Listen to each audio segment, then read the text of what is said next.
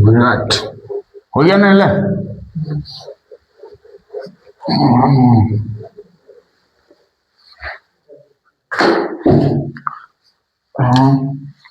0 से π/4 now 10 का power 5x dx।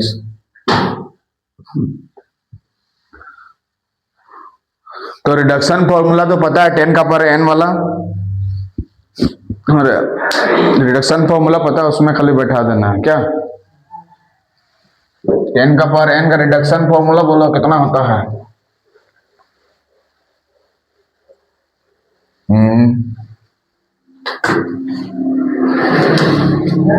Reduction formula for integration 10 का पावर nx dx का सीन्स हम लोग जानते हैं तो ना, क्या होता है 10 का power n-1 into x divided by n-1, और 2 घटाना है उसमें से, कितना घटाना है? 2, n-2x। देख लो पीछे तरफ, रिडक्शन फॉर्मूला इसका कितना होता है? इतना ही ना होता है।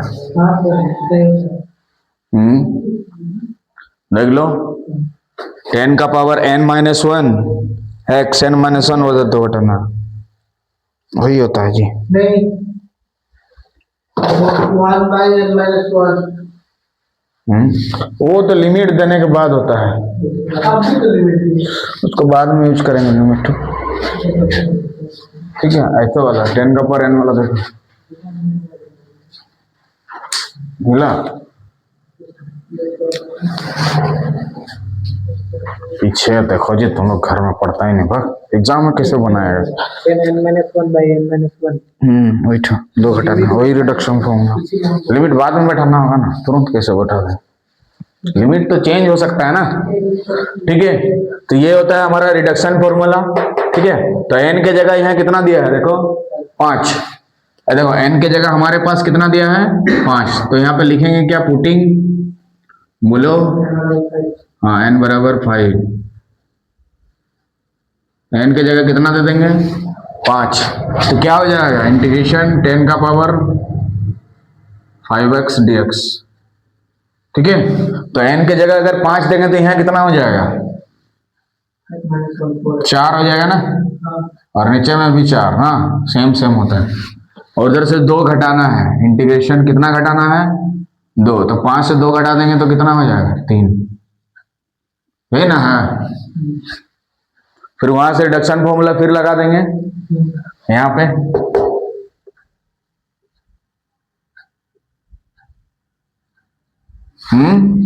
तो यहाँ लगा देंगे तो कितना हो जाएगा? -2x हो जाएगा ना। एक ही घटाना है, उसमें से 2 घटाना है। यहाँ माइनस दे तो ब्रैकेट दे दो, ठीक है। और यहाँ कितना होगा? इंटीग्रेशन खाली 10x होगा ना, ऐसे उसका इंटीग्रेशन तो कितना हो गया?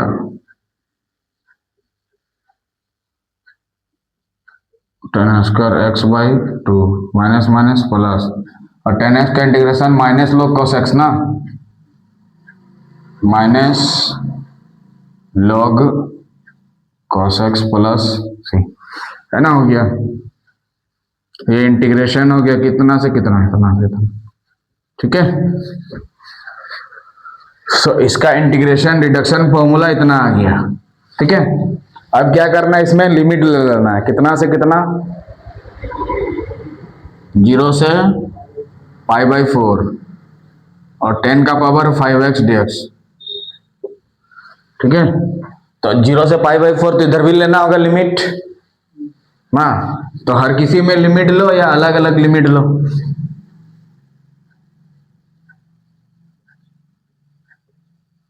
एक ही बार लिमिट ले लेते हैं क्या?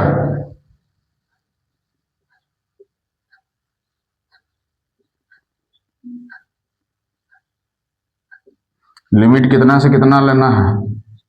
0 से π/4। कौन सा है? देखो ये माइनस माइनस प्लस तो होता है, लेकिन 10x का होता है माइनस log cos x, वो वाला माइनस ये वाला प्लस मिलके, ठीक है। ऊपर लिमिट को बैठाओ जहां जहां एक्स रहेगा, फिर बीच में माइनस दो, फिर नीचे वाला लिमिट को बैठाओ।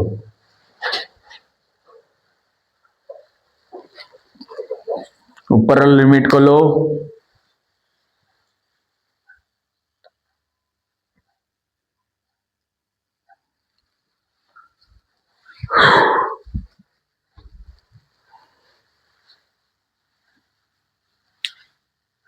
क्या है यहां से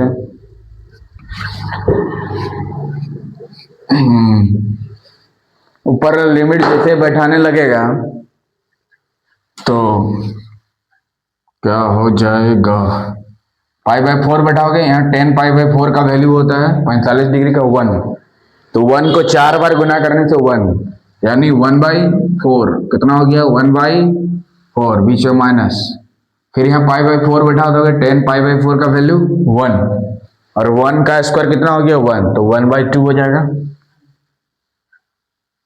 माइनस लॉग कॉस, वहां पे कितना बैठा देंगे, पाई बाय 4 हो गया। और जीरो जैसे ही बैठाने जाएंगे माइनस देखे तो ब्रैकेट देना जरूरी है, तो ये पार्ट भी जीरो, ये पार्ट भी जीरो, माइनस लॉग यहाँ पे कॉस जीरो, कॉस जीरो का 1 और लॉग 1 का वैल्यू 0, मतलब ये पूरा टर्म क्या हो जाएगा, खत्म हो जाएगा, पूरा टर्म खत्म हो जाएगा।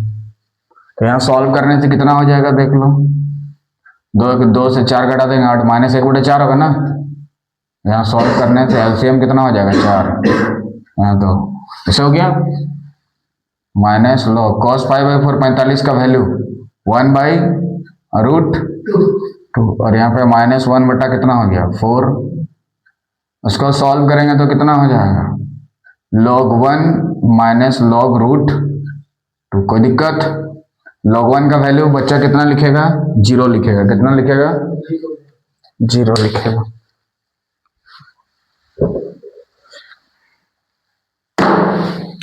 तो यहाँ पे कितना हो गया -1/4, जितना यहाँ लिखना है, यहाँ 0 हो जाएगा तो माइनस माइनस क्या हो जाएगा प्लस, log√2 कितना हो गया log√2, और √2 का मतलब क्या होता है 2 का पावर 1/2, 1/2 इधर आ जाएगा,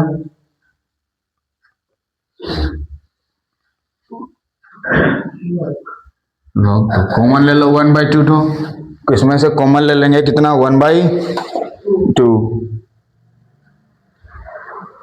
1/2 क्या कर लेंगे कॉमन ले लेंगे, तो 1/2 कॉमन लेंगे तो इधर क्या बचेगा log 2 माइनस 1/2, बोले कोई दिक्कत, ये हमारा क्या हो जाएगा क्वेश्चन का कौन सा है, log cos 0 के बाद से, log cos 0, यहाँ के बाद से क्या किए हैं, देखो cos 0 का वैल्यू कितना होता है 1, और log 1 का वैल्यू कितना होता है 0, तो इधर पूरा टर्म क्या हो जाएगा खत्म हो गया, कोई दिक्कत यहाँ पे नहीं, ये पूरा चीज हमेशा के लिए खत्म हो गया। अब यहाँ भी इनका जोड़ घटाव किया गया, cos पाई बाय 4 45 डिग्री का वैल्यू 1 कितना होता है √2, यहाँ पे एक फॉर्मूला लगाया गया log m बटा m with base e equal to क्या होता है log m minus log m, log लेके ऊपर वाला, बीच में माइनस, log लेके नीचे वाला, तो log लेके ऊपर में कितना था बताओ 1 था, इसीलिए log 1 लिखे, बीच में माइनस देना है, फिर log लेके √2, log लेके √2, ठीक है।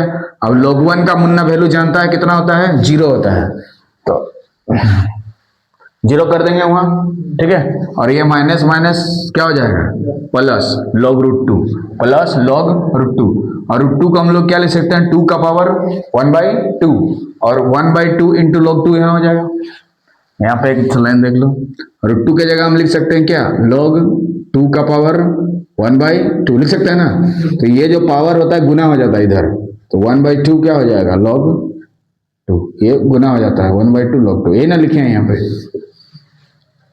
फिर यहाँ से 1/2 दोनों में कॉमन निकाल देंगे तो यहाँ क्या बचेगा log2, इधर कितना बचेगा 1/2 माइनस में, इसको इसके साथ गुना करके देखो ये वाला आएगा, इसको इसके साथ गुना करके देखो ये वाला आएगा, तो यही हमारा सही आंसर हो गया। हाँ जैसे इधर देखो, जैसे log m का पावर n दिया है कहीं, इसको हम लोग लिख सकते हैं पावर इंटू लॉग इंटू सामने वाला, पावर इंटू लॉग इंटू सामने वाला, ये नियम वहां पे लगा दिया गया, पावर इंटू लॉग इंटू सामने वाला। हो गया? तो उसका इंटीग्रेशन करने से रिडक्शन फॉर्मूला इतना आ गया, लिख लो।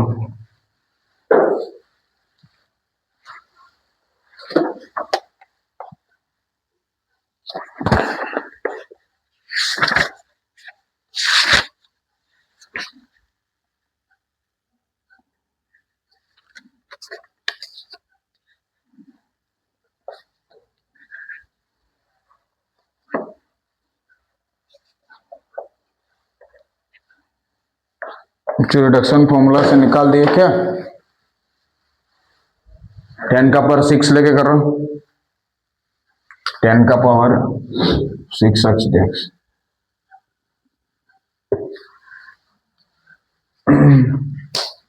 ठीक है, उसको डायरेक्ट भी कर सकते हैं और थोड़ा